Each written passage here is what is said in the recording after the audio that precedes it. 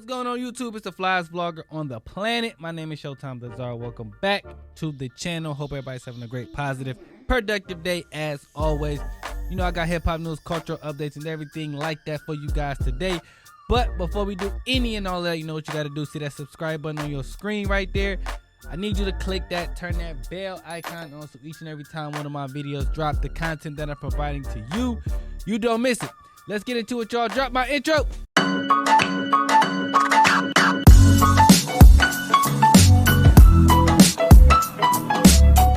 YouTube, what up though? What's going on? It's the flyest vlogger, man. Back with another one. So let's start this thing off by talking about this viral video of who we now have identified as Branden Langley, a former NFL cornerback for the Denver Broncos, had a altercation at American Airlines where a flight attendant, or I'm not sure what this guy's position is, but as you can see in the video, the gentleman is trying to board his plane or whatever, and this white gentleman here that works for the airlines, he struck him. Then Branden Langley laid him out, laid him flat. Now, for the most part, people agree that the white gentleman that worked for the airlines was in the wrong. But Alec Baldwin, actor, decided to say that Branden Langley was in the, I hope I'm pronouncing his name right, but he was in the wrong. He calls it workplace abuse because he feels that he walked in there being aggressive and, you know, struck the worker.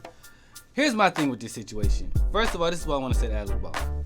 You probably not the right person to be speaking on this right now, giving your whole situation going on with your workplace environment and how someone lost their lives at your workplace. So right now it's probably not the best time for you to be speaking about workplace environment situations just because yours was not the safest place. Just throwing that out there. Probably want to keep quiet on this. Secondly, the real reason why you're wrong is the worker struck him. If I'm not mistaken, airline, that's a government job. I feel like you have to, they're really strict in there. So there's no, like in that situation, if I was him, the worker, I'm calling the police. I'm not arguing back and forth with this person because I wouldn't want to lose my job. So for me, I wouldn't even, like, I'm not taking it no further than I told you once, I told you twice. Okay, you got one option. Either you do what I tell you to do, or I'm calling the police or security or whoever is in charge of that situation. I'm not coming from behind that desk, putting up no hands and nothing like that, unless he threatened me somehow, some way. Like he would have had to put his hands on me first. But in this clip, I didn't see Branden Langley put his hands on him first. And even if you watch the video, he's shocked when the dude smacks him. He turns and goes, he just assaulted me. Did y'all see that? And the next thing you know, he landed the worker out flat. He nodded his head and all that stuff. Now, to prove that I was somewhat correct, they fired the employee. It just, came out that they had to fire my man. So obviously he was in the wrong because you can't assault customers like that. Again, what he should have done is called security or the police or whoever he was supposed to call. I'm pretty sure there's a protocol for him to follow, and it didn't look like he followed that.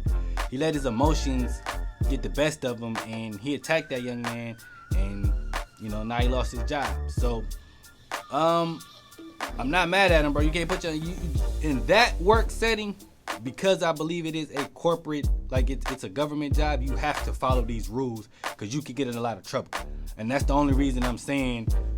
Well, that's not the only reason. He assaulted him first. He swung on him first. But other than that, like, you can't just do stuff like that in that job. Because you can mess up your, well, I don't know if you're going to ever get another job in the airline just because you can't play around with those government jobs like that. So let me know what you guys think in the comments below. How do you feel about the whole situation? Who was right? Who was wrong? Do you agree with Alec Baldwin and his thoughts and comments? Let me know all that in the comments below. Alright guys, on to the next subject here. So Charleston White, a lot of you guys may know him. If you don't, I'm not really sure what he does, but he goes viral a lot for the things that he says about what's going on in the culture. One video that I noticed him for was when he sat down and talked with Say Cheese, and he was talking about the situation with the young kid that made the Corvette, hopping him up and jet like that, right?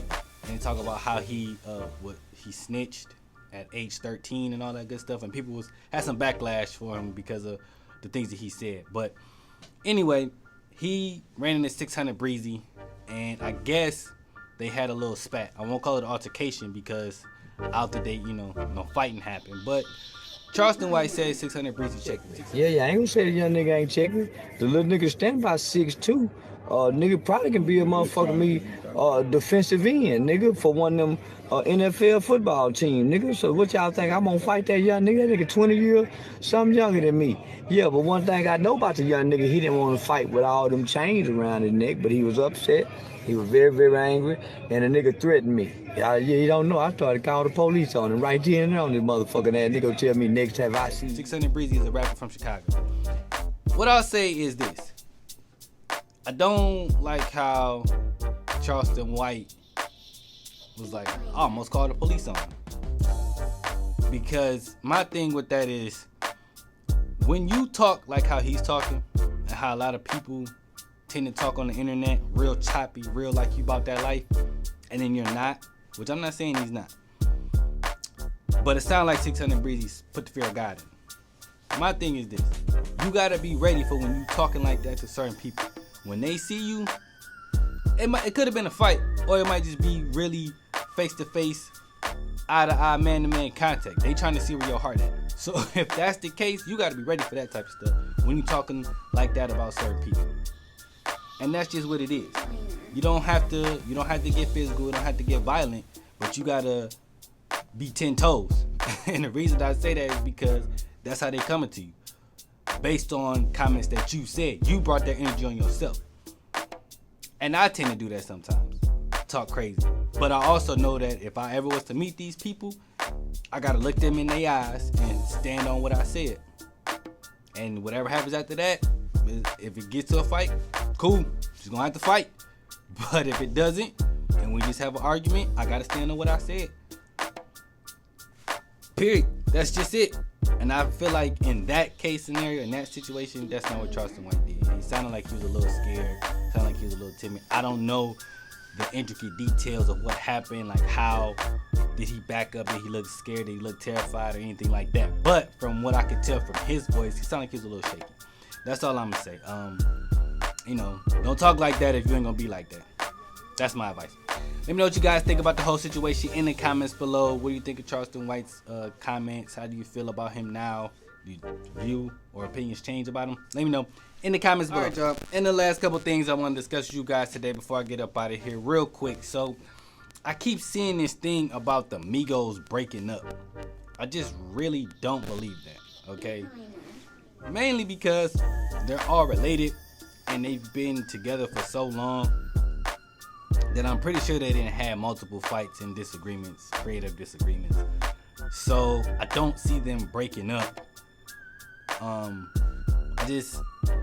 They gotta go to the same family reunions and barbecues, and they're gonna see each other. So I don't know. I mean, they don't have to, but I'm pretty sure that would hurt their family. For the three most successful people probably in their family to not be together. And I'm pretty sure they can work whatever differences they got. Like, they're literally all cousins and uncles and nephews and all that good stuff. So I don't believe that them breaking up is a thing. I don't know what they're selling, but I don't see the Migos breaking up. Now, on to the next thing real quick. This whole situation with Walmart and the Juneteenth ice cream. I think Walmart dropped the ball on this one, mainly because they put the Meyer or the Walmart brand for the Juneteeth ice cream, and I feel like had they would have got with a black ice cream maker and sold the brand properly, that it would have did what they wanted it to do come June 19th. But I feel like because they tried to do it the cheap way, it fell flat on their face, and they're not going to be able to distribute the ice cream. They actually pulled it, but the flavor sounded like it was straight though. I probably would have ate it. I think it was red velvet and cheesecake. That sound good. I don't know if it was a little racist to do red velvet, but whatever. We're not gonna get into all that. What I'm gonna say is this: all they had to do is reach out to a black ice cream maker and partner with them, put their label on there, not make it look cheesy and cheap, get some nice packaging, boom, y'all good. But they took the cheap way out, man, and I feel like they dropped the ball on that one. And the crazy thing is, black people love Walmart. Black people love Walmart. So y'all really could have got ahead of this situation, and y'all didn't. And it sucks now, because now y'all gonna have to go back and rebrand it and bring it back for next year. But I hope y'all do it right next time, Walmart. Get it together. But that's all I got for you guys today. If you guys enjoyed this video, you know what to do. Like, comment, share, subscribe. And until next time, I'm out of here, y'all. Peace.